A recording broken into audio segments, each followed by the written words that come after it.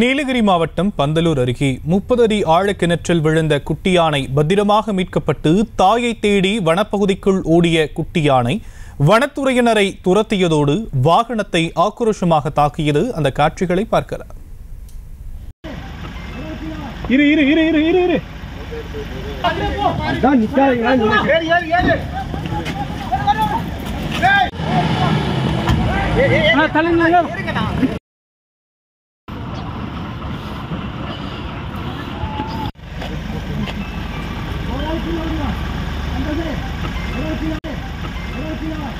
இது குறித்தான விவரங்களை உடைய செய்தியாளர் ஞானசேகர் வழங்க நாம் கேட்கலாம்.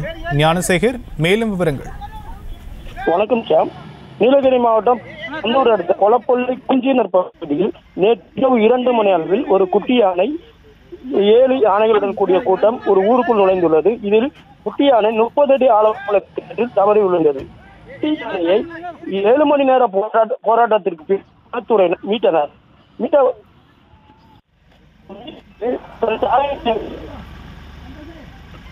வனத்துறை ஒரு சமயத்தில் அந்த குட்டி யானையது வனத்துறை நோக்கி விரட்ட ஆரம்பித்தது. விரட்டிய குட்டி யானை அங்கிருந்த வாகனங்களை சேதப்படுத்தி வனத்துறையினரிடம் துரத்தியது. பின்பு சிறிது நேரம் கழித்து வனப்பகுதி சென்றது. விவரங்களுக்கு நன்றி ஞானசேகர்.